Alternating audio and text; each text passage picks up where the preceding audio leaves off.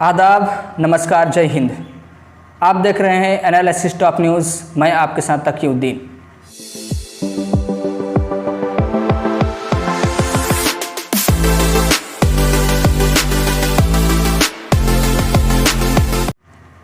पाँच अगस्त 2019 को अनुच्छेद 370 हटाए जाने के बाद से लेकर अब तक यानी करीब 2 साल के बाद पहली बार भारत के प्रधानमंत्री नरेंद्र मोदी ने 24 जून 2021 को जम्मू कश्मीर के नेताओं का सर्वदलीय बैठक बुलाया, जिसमें जम्मू कश्मीर के पूर्व 4 मुख्यमंत्रियों समेत 8 दलों के 14 नेता शामिल रहे, जिसमें पीडीपी के अध्यक्ष महबूबा मुफ्ती, नेशनल कॉन्फ्रेंस से उमर अब्दुल्ला और फारूक अब्दुल्ला, कांग्रेस के प्रमुख नेता गुलाम नबी आज़ाद, बीजेपी से निर्मल सिंह और काविंद्र गुप्ता, पीपुल्स कॉन्फ्रेंस से मुजफ्फर बैग और सज्जाद लोन और सीपीआईएम से मोहम्मद यूसुफ और तारिक आमी और अल्ताफ बुखारी शामिल रहे।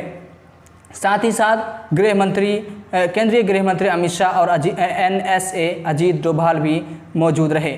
करीब 3 घंटे तक बैठक चली और इसमें जो प्रमुख मुद्दा रहा वो जम्मू कश्मीर में लोकतांत्रिक प्रक्रिया को बहाल करना और राज्य में परिसीमन को लागू करना और दोबारा विधानसभा चुनाव कराना और पूर्ण राज्य का दर्जा वापस देना, ये सारे मुद्दे मुख्य रूप से शामिल रहे। जम्मू कश्मीर के सभी नेताओं ने अलग अलग कई मुद्दों पर अपना पक्ष रखा। ज़्यादातर लोगों ने राज्य में परिसीमन को लागू करने, फिर से चुनाव प्रक्रिया को बहाल करने और राज्य को पूर्ण दर्जा देने पर जोर दिया, तो कुछ ने अनुच्छेद 370 को वापस लागू कर पहले की स्थिति को बहाल करने पर जोर दिया। किसने किस मुद्दे पर कौन सी बात कही, हम इस पर भी ज़रा नज़र डालते हैं। महबूबा मुफ्ती ने कहा कि अनुच्छेद 370 को हटाना असंवैधानिक था। हम इसके लिए लड़ाई लड़ेंगे, चाहे इस लड़ाई में सालों या महीनों लगें।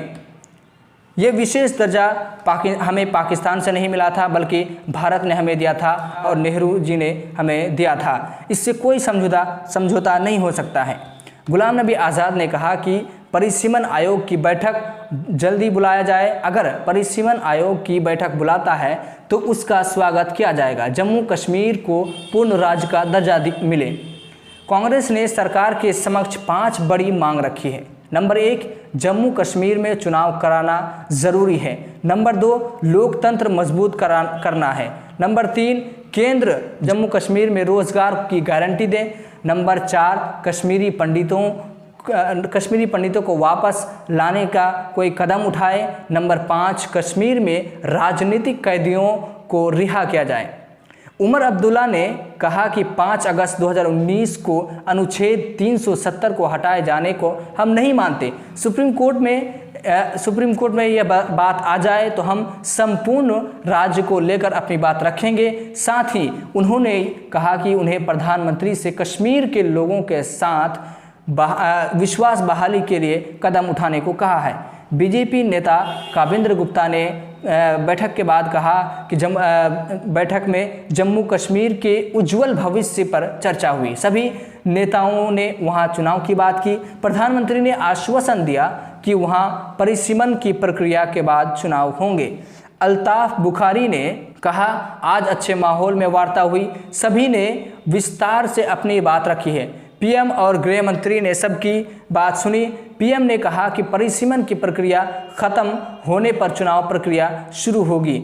इसके बाद प्रधानमंत्री नरेंद्र मोदी ने ट्वीट करके उन्होंने ये भी लिखा कि राज्य में चुनाव होने चाहिए ताकि लोगों को एक लोकतांत्रिक सरकार मिले।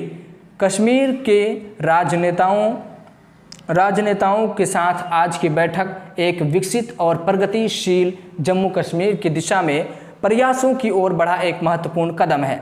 हमारी प्रजातंत्र की ताकत साथ बैठकर अपने नज़रिए का आदान प्रदान करने की योग्यता है। मैंने जम्मू कश्मीर के नेताओं से कहा कि लोगों, खासकर युवाओं को जम्मू कश्मीर का राजनीतिक नेतृत्व करना होगा और ये सुनिश्चित करें कि उनकी आकांक्षाएं पूरी हों।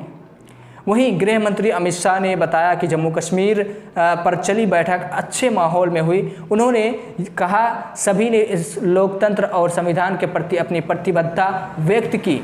जम्मू कश्मीर में लोकतांत्रिक प्रक्रिया को मजबूत करने पर जोर दिया गया। हम जम्मू कश्मीर के विकास के लिए प्रतिबद्ध हैं। इन सारे बयानों से ये बात साफ हो जाती है कि इस बैठक में 370 के लिए कोई निर्णय नहीं लिया गया, बल्कि इस बैठक में ज़्यादा परिसीमन पर जोर दिया गया और विधानसभा चुनाव पर जोर दिया गया और लोकतंत्र प्रक्रिया को बहाल करने पर जोर दिया गया। तो ये बात साफ हो जाती है कि इस बैठक में 370 को लेकर कोई निर्णय नहीं लिया गया और ना ही ज़्यादातर नेताओं ने इस पर कोई चर्चा की, बल्कि ज़्यादातर चर्चा परिसीमन को लेकर हुई, विधानसभा चुनाव को लेकर हुई और कश्मीर में लोकतंत्र को बहाल करने पर चर्चा हुई।